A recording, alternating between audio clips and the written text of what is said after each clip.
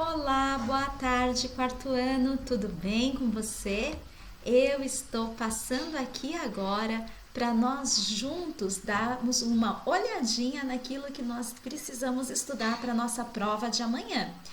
Este vídeo não substitui a necessidade que você tem de estudar pelo seu livro e também caderno e o livro escreva corretamente nas páginas correspondentes, tá bom?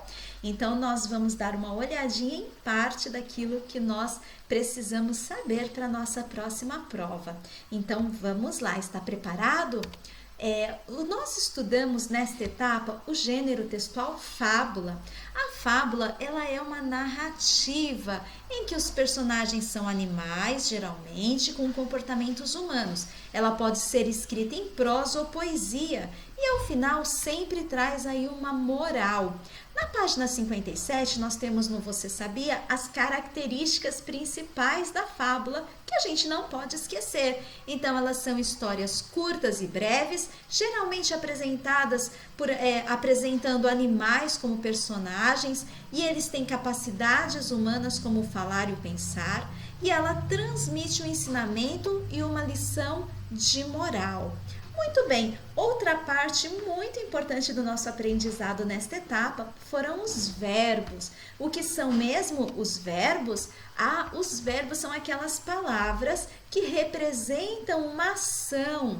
Então, ele representa a ação e o verbo nós podemos escrevê-lo de tal maneira que através dele também esteja ali representado o tempo em que ocorre essa ação e as pessoas que realizaram a ação. Então, veja o exemplo, eu escrevo com rapidez. Quem realizou a ação? Eu. Em qual tempo essa ação foi realizada? No presente, neste momento. Agora veja novamente, eu escrevi com rapidez. Quem foi a pessoa que praticou a ação? Continua sendo eu. E quando que aconteceu esta ação? Esta ação aconteceu no passado, já aconteceu, já acabou. Eu escreverei com rapidez. Continua sendo a pessoa eu, com uma ação que acontecerá no futuro. Então, eu estou me comprometendo a escrever com rapidez. Muito bem, lembra que nós vimos algumas ações para que nós pudéssemos identificar? Olha aqui algumas delas. Andar, nós temos aqui a ação de andar, a ação de brincar, a ação de comer. Que mais? O sorvete está derretendo, então a ação de derreter. Estudar, que é o que vocês precisam fazer muito, nadar, porque atividades físicas são muito importantes. E aí nós chegamos também no numeral, que é uma outra categoria de palavras que nós vimos, e essa categoria de palavras, ela vai representar o quê? É uma classe de palavras que denotam um número exato de coisas, seres ou conceitos. Ela indica a posição que ocupam uma determinada ordem. O numeral ele pode ser dividido em 5 formas. Os cardinais, que expressam quantidade, ordinais, que expressam ordem, e multiplicativos, que expressam quando aquele conceito ele é multiplicado por vezes, fracionários quando ele é parte e coletivo quando ele corresponde a uma quantidade no total. Então, vamos ver, olha lá, esse exemplo aqui, mamãe preparou 150 docinhos. Olha que interessante, 220 salgadinhos para a festa de aniversário de Mariana. Então, 150 e 220 são numerais cardinais que apareceram neste texto. E eles vêm especificando a quantidade de doces e salgados que a mamãe preparou para o aniversário de Mariana. O primeiro convidado a chegar foi Davi. Ele fez o dobro das travessuras que costuma fazer e sozinho comeu 1/4 do bolo. Olha que interessante. Primeiro, numeral ordinal. Dobro é o numeral multiplicativo. 1/4 do bolo, fracionário. Então, nesse pequeno texto, nós podemos identificar aí essa classe de palavras que vem representando o que mesmo? Ela vem representando quantidade, ordem, ela vem representando aí uma espécie de quantidade, né, multiplicada ou em partes, que é o fracionário. Muito bem, nós vimos ainda na origem das palavras existe ali uma raiz, o radical da palavra. Radical vem da palavra raiz, que é a primeira parte que surgiu da palavra. Uma plantinha, ela tem lá a sua raiz e a partir dela brotam outras partes, não é verdade? E aqui nós vamos ver também essa ideia relacionada às palavras. Então, o radical, ele é o elemento básico e significativo. Ele carrega todo o significado daquela palavra. Então, no radical já tem um significado impregnado. E ele é considerado aí no aspecto gramatical e prático das palavras. Ele é encontrado através dos elementos secundários quando houver da palavra. Então, por exemplo, certo, certeza e incerteza. Você vê aí destacado a raiz dessa palavra, que carrega a ideia principal dela.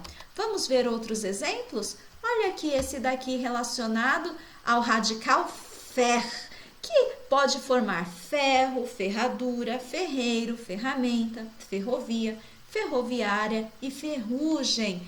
Então, a raiz dessa palavra, o radical dela é o fer. E ela pode se juntar a outros sufixos, que são partes que são unidas depois do radical, para trazer aí novos significados. Então, vamos ver o que nós podemos juntar ao radical para formar as palavras? Os prefixos. Os prefixos são esses morfemas que são colocados antes do radical, basicamente com a finalidade de modificar o sentido. Esses morfemas, eles não produzem uma mudança de classe gramatical, ou seja, feliz. Feliz é um adjetivo, infeliz também é um adjetivo. Então, é isso que está dizendo aqui, que quando você coloca um prefixo, ele não modifica a classe gramatical da palavra. Então, quais são os prefixos nesses exemplos? In, des, pre, que está relacionado a estes radicais. Nós temos também como acrescentar sufixos. E eles são elementos que isolados não têm significados, que não são usados isolados, mas que são acrescentados a um radical e formam essa palavra. Como, por exemplo, dade junto ao leal, utilizar, o izar neste final, o cafezinho. Então, estes são exemplos de sufixos. Olha, estamos quase chegando ao final da nossa revisão, mas não poderíamos chegar ao final sem antes relembrar o uso do R ou do RR. Então, vamos lá?